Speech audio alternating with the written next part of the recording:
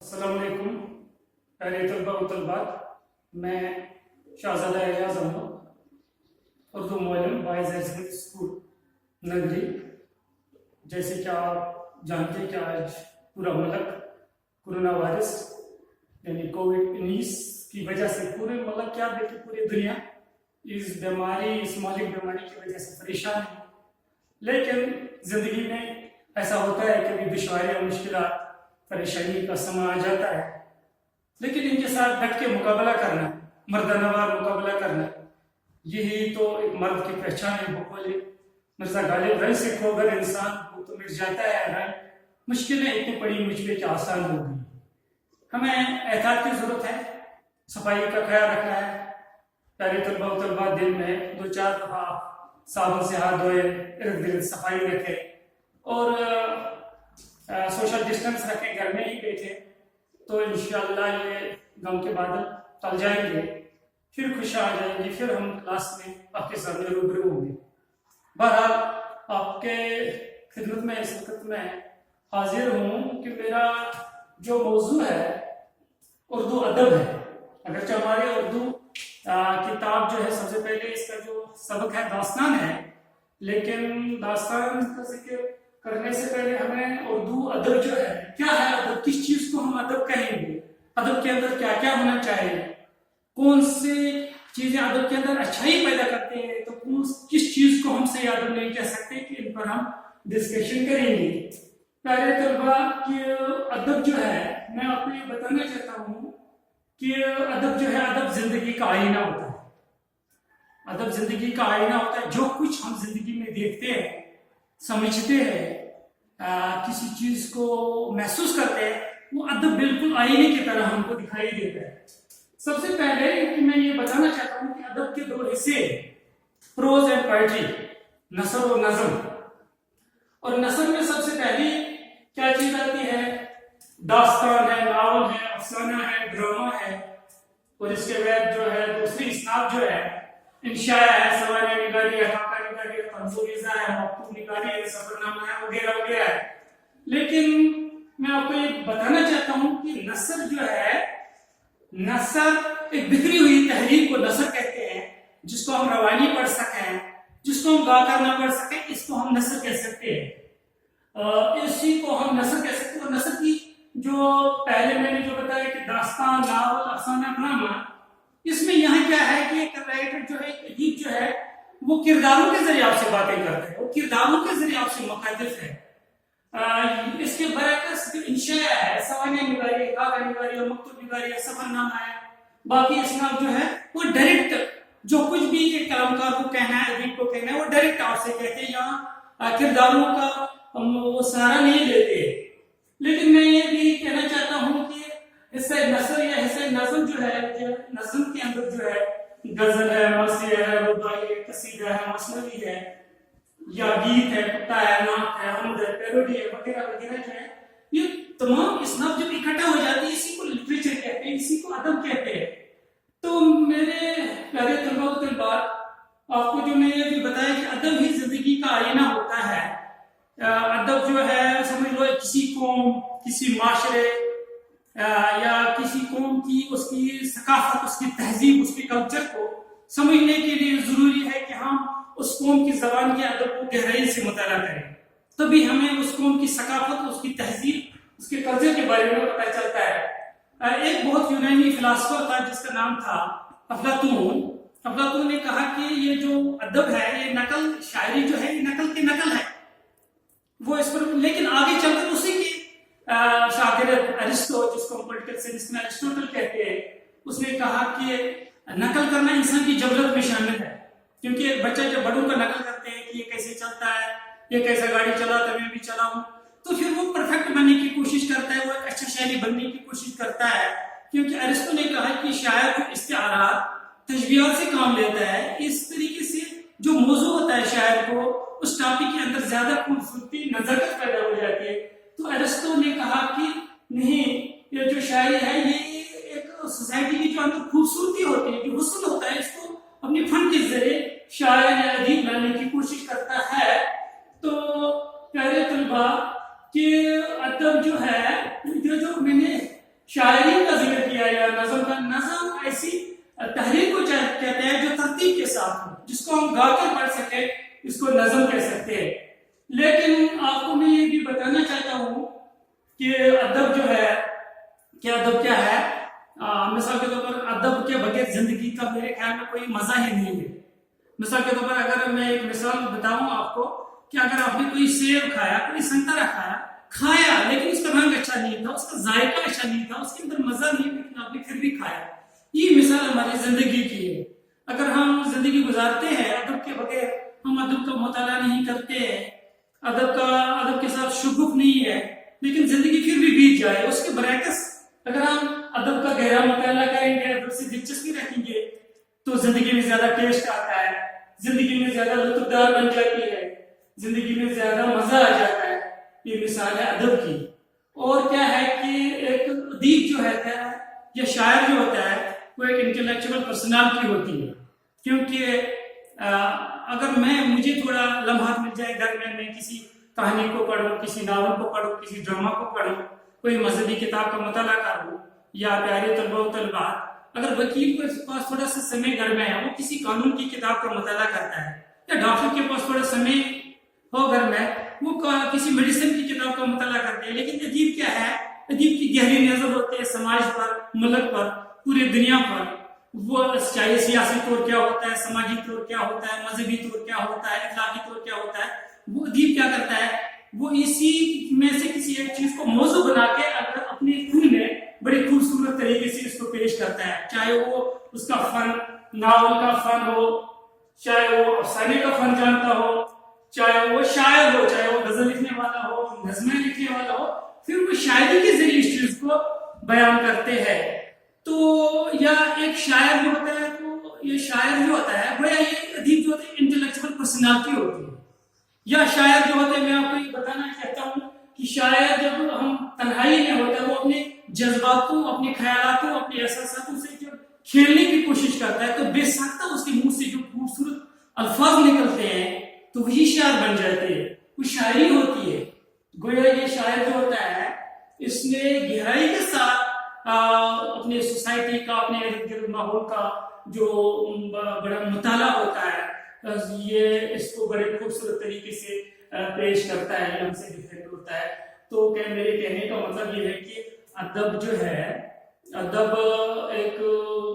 ادب سے ہماری زندگی میں ایک نئی رونق پیدا ہو جاتی ہے جب ہم ادب کا مطالعہ کریں گے، ادب سے شغف رکھیں گے. بہرحال پیارے بچوں، کہ ہماری کتاب میں سب سے پہلے جو ہے وہ داستان ہے. داستان جو ہے وہ اسی حصے نثر میں ہے. اگر داستان بھی حصے نثر کی صنف ہے تو افسانہ بھی اسی کی صنف ہے، لیکن پھر بھی فرق ہے داستان اور افسانے میں. افسانے میں کیا ہوتا ہے؟ افسانے یا ناول میں اس میں حقیقت ہوتی ہے. مثال کے طور پر آپ نے سنا ہوگا، ٹی وی پہ کبھی دیکھتے ہو یا ہم نیوز پیپر میں پڑھتے ہیں کہ آج کسی نے اپنے بیٹے کو شادی کی، ہائی کوالیفائڈ ہے وہ، لیکن وہ دہیج کی لعنت اس کو ساتھ نہیں دے سکتا ہے، تو اس نے ستایا اس کو، پھر اس نے زندگی کا خاتمہ کر دیا. یا کوئی جوان ہے، ہائی کوالیفائڈ ہے، آج کے اس مادی پرست دور میں اس کی ٹیلنٹ کی، اس کی قابلیت کی قدر نہیں کی گئی، اس نے اپنے آپ کو تنگ آ چکا ہے زندگی سے. یہ باتیں حقیقی والے ہیں، یہ ہمارے سوسائٹی میں ہوتا ہے روزمرہ. یہ باتیں جس کہانی کے اندر ہو، وہ کہانی آدھے گھنٹے میں ختم ہو، جس کہانی کے اندر کردار ہو، پلاٹ ہو، مکالمہ ہو، اس کو ہم افسانہ کہہ سکتے ہیں. لیکن داستان میں کیا ہے؟ اس میں محقق الفطری باتیں ہوتی ہے. داستان میں سمجھتا ہوں، میرا خیال ہے کہ جب آدم جنت میں تھے، آدم حضرت حوا پھر جنت سے نکالا گیا ہے، تو میرے خیال میں اسی وقت بیج بویا گیا قصے کا، اس کہانی کا بیج اسی وقت بویا گیا. لیکن زیادہ تر لوگوں کا خیال ہے کہ جب انسان غاروں میں رہتے تھے، جب انسان جنگلوں میں رہتے تھے، وہاں سے ہی داستان کا تخم ریزی، قصہ گوئی کا تخم ریزی ہوا ہے، اس کا بیج بویا گیا ہے. کہ داستانیں پہلے زمانے میں کیا ہوتے تھے؟ بادشاہوں کے محلوں میں ایک ملازم ہوا کرتے تھے جس کا نام تھا داستان گو. وہ ان کو قصہ در قصہ کہاں یہ سناتا تھا داستان. یہ مہینوں بھر یا سال بھر چلا رہتا تھا. وہ ایکچولی کیا ہوتا اس زمانے میں تفریح کے لیے کوئی چیزیں نہیں ہوا کرتی تھی. دن بھر تھکے آ ہوتے، چاہے بادشاہ یا وزیر یا باقی درباری، وہ کچھ راحت اپنے دل کو مسرت پہنچانے کے لیے، مسرت پیدا کرنے کے لیے आधे घंटे 1 घंटे के लिए वो दादा को कोई किस्सा कहानियां सुनाते थे। या पुराने जमाने में हमारे दादी या दादा जो बच्चे को कुछ नहीं होता था देने के लिए, खुश करने के लिए, वो इसको वो कहानी सुनाते थे कि फलानी बहादुर था जिसने ऐसा कारनामा किया। तो समाजी तौर पर देखा गया है, फिर बच्चों पर वो असरार भी पड़े उस किस्से का, वो बहादुर बड़े होके बन गए। या किसी ने किसी बच्चे को डराने, भूत प्रेत जिसमें दहशत हो, खौफ हो, ऐसी कहानी सुने तो नफसाती तौर पर देखा गया बैग में वो बच्चे डरपोक बन गए। कोई दास्तान का असर है समाजी जिंदगी पर, इंसान के नफ्सियात पर भी असर पड़ता है। यह दास्तान मैंने जो बताया, इसके अंदर दास्तान के अंदर 6 तरकीबी अनासिर होते हैं। सबसे पहले दास्तान के अंदर क्या होता है, इसके अंदर प्लॉट होता है। नंबर 2, इसके अंदर किरदार निगारी होती है।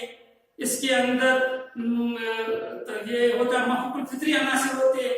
इसके अंदर मंजर निगारी होती है। दास्तान के अंदर उसलूब होता है।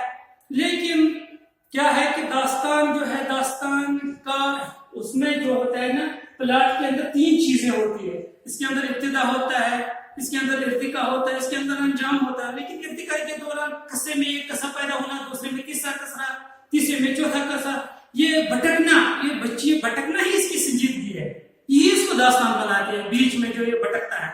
तो हमारे उर्दू अदब में बहुत सारी दास्तानें लिखी गई है।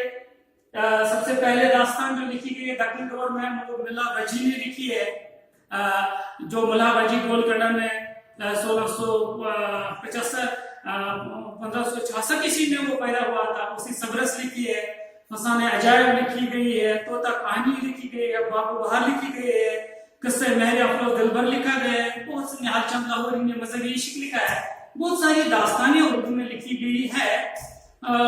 लेकिन जो दास्तानें लिखी गई है इब्तिदा तौर पर, इन दास्तानों से पढ़कर हमें क्या होता है, अगर हम फुल विलियम कॉलेज की दास्तान बाबू बहार देखेंगे, मीरान ने जो जादूगरी कलम से लिखी, उस दास्तान का मुताला करने से उस वक्त मुगलों की तहजीब कैसी थी, मुगलों के रस्म कैसे थे, मुगलों की जो रहन सहन का तरीका कैसा था, उस दास्तान से हमको पता चलता है कि दास्तानों से कभी कभी कोई इखलाकी मौजू हुआ करते थे। कोई दास्तान हमें किसी बादशाह के बड़े बड़े कारनाम को जाहिर करते हैं। तो दास्तान जो है, दास्तान अगर आज दास्तान हमारे अदब में नहीं लिखी जाती है, तो इस दास्तान की जगह आज जो है नावल, दास्तान की जगह आज गजलें लिखी जाती है, नज़में लिखी जाती है। जिस तरह हमारे उर्दू शायरी के अंदर, नज़म के अंदर ये जो कसीदा लिखा करते थे, जिसमें एक शायर बादशाहों की तारीफ करते थे, ये किस्सा तो ये कसीदे का दौर खत्म हुआ, उसकी जगह गजल ने लिया है, नज़म ने लिया है। हालांकि गजल के बारे में कहना चाहता हूँ कि लोग पुराने जमाने में कहा करते थे कि गजल उर्दू शायरी की वो सनत है जिसमें हुस्न इश्क की बातें हो, प्यार और मोहब्बत की बातें, ये लगाते हैं, डिक्शनरी का माने है। लेकिन आज के दौर में जब हम देखते हैं हमारे गजल और शोरा, तो फिर हम ये कहने पर मजबूर हो जाते हैं कि गजल उर्दू शायरी की वो सनत है जिसमें सियासी, इक़्तिसादी, माशरी, इखलाकी, मजहबी, घर जिंदगी के तमाम मौज़ूआत को बड़े खूबसूरत तरीके से पेश किया जाए, उसका नाम गजल है। तो इसी तरीके से जिस तरीके से उर्दू शायर नज़म में ये कसीदा का दौर खत्म हुआ, आज गजल लिखी जाती है, आज की जगह नज़म ले लिया, इसी तरीके से हमारे अदब में, नस्ल में आहिस्ता आहिस्ता, कारी के पास इतने समय नहीं कि वो पूरे महीने या बहुत सारे समय बैठे दास्तान को मुताला करे। अब उसकी जगह शॉर्ट स्टोरी, अफसाने ही उसकी जगह लिया है। आज दास्तानें नहीं लिखी जाती है, उसकी जगह आज अफसाना है। लेकिन बहरहाल जब हम किसी दास्तान का मुताला करते हैं, दास्तान अपने दौर की, अपने ज़माने की आईनादारी करता है और वो सकाफत और तहजीब को पेश करते हैं। जैसे कि नावल के बारे में किसी ने डेफिनेशन दी है, किसी अदीबा ने, हिंदुस्तान की, मुझे याद नहीं आता उसका नाम, उसने कहा नावल उस जमाने और जिंदगी की सच्ची तस्वीर है जिस जमाने में वो लिखा जाए, जिस जमाने में या जिस दौर में लिखा जाए। एक तो उस दौर की, दूसरा वो चीज है कि जहां लिखी जाए नावल, उसी इलाके की वो एक तस्वीर को पेश करता है, उस जमाने की सच्ची तस्वीर वो पेश करता है। तो हमारी जो दास्तानें हैं, हमारे बहुत सारे दास्तान को मशहूर हुई है, जिनमें रजब अली सुरूर है, हैदर बख्श हैदरी है, मीर अहमद देहलवी है, मीर अता हुसैन है, इंशा है, खलील खान वगैरह है। तो मशहूर दास्तान वो है। तो दास्तान जो है ابھی جو میں نے بتایا کہ اس کے اندر محقوق الفطری عناصر ہوتے ہیں. محقوق الفطری عناصر وہ کہتے ہیں جو حقیقی زندگی سے کافی دور ہو، جن کو حقیقی زندگی سے کوئی واسطہ ہی نہ ہو. مثال کے طور پر جن، دیو، پری، شہزادہ. مثال کے طور پر اگر آپ کو کہیں کہ فلانی آدمی نے کسی پانی میں نہایا، اس پانی میں یہ تاثیر تھا، وہ مرد ہو کے عورت میں تبدیل ہو گیا. یا آپ کو یہ بتائیں کہ فلانی آدمی نے کسی درخت کا میوہ کھایا، اس میوے میں یہ تاثیر تھا، وہ پھر انسان ہو کے جن بن گیا، ہواؤں میں اڑنے لگا، آسمان کی طرف اڑنے لگا. تو یہ ایسی باتیں جن کو ہم آج کے سائنسی دور میں اس کمپیوٹر ایج میں ہم وشواس نہیں کر سکتے ہیں. تو حقیقی زندگی سے کوسوں دور ہو، ایسی باتوں کو محقوق الفطری عناصر کہتے ہیں. ایسی باتیں جس کہانی کے اندر ہو، یا اس کو داستان کہتے ہیں. وہ داستان قصہ در قصہ ہوتی ہے، اگرچہ افسانہ آدھے گھنٹے میں ختم ہوتا ہے، مختصر ہوتا ہے، لیکن داستان ایک ایسی کہانی جو لمبی چوڑی ہو، مہینوں بھر یا سالوں بھر سنایا کرتے یا پڑھے تھے، تو اس کو داستان کہتے ہیں. اور داستان جو ہے ہمارے، اگرچہ آج ہم ناول لکھتے ہیں کہ انگریزی زبان کا اثر جب اردو پر پڑا تو شارٹ سٹوری، ناول یا افسانہ وجود میں آیا. لیکن میں سمجھتا ہوں کہ قصہ، یہ کہانی، یہ قصے، اس کی ابتدا اسی داستان سے ہوا کرتی ہے. اگرچہ آج رواج نہیں ہے داستان کا، لیکن ابتدا انہی سے ہمارے رائٹروں کو ایک جہت ملی ہے، ایک تحریک ملی ہے کہانی لکھنے کا، وہ انہی داستانوں سے ملا ہے. تو اردو کی بہت ساری داستانیں ایسی ہیں جن کو پڑھ کر انسان کے اندر ایک نئی تحریک مل جاتی ہے کچھ اچھے کام کرنے کا. اور جب ہم کسی داستان کو پڑھتے ہیں مثلا، تو ایک اچھی سی کچھ اچھا کرنے کا ایک نیا ولولہ، ایک برانگیختگی جذباتوں کے اندر پیدا ہو جاتی ہے. تو داستان گوئی کا رواج آج ختم ہوا ہے. آج داستانیں لکھے جاتے ہیں، آج ناولیں لکھی جاتی ہے، آج افسانہ لکھا جاتا ہے. بہرحال تو وقت کا جو سمے ہے وہ ہمارے پاس بہت کم ہے. لیکن میں یہ بتانا چاہتا ہوں دوبارہ کہ یہ جو ادب ہے، ادب کی یہ خصوصیت ہے، جب ہم کسی ناول کو پڑھتے ہیں، کسی داستان کے اندر کوئی لائن آپ پڑھتے ہیں، آپ کو خوشی سے جوم اٹھنے لگتا ہے.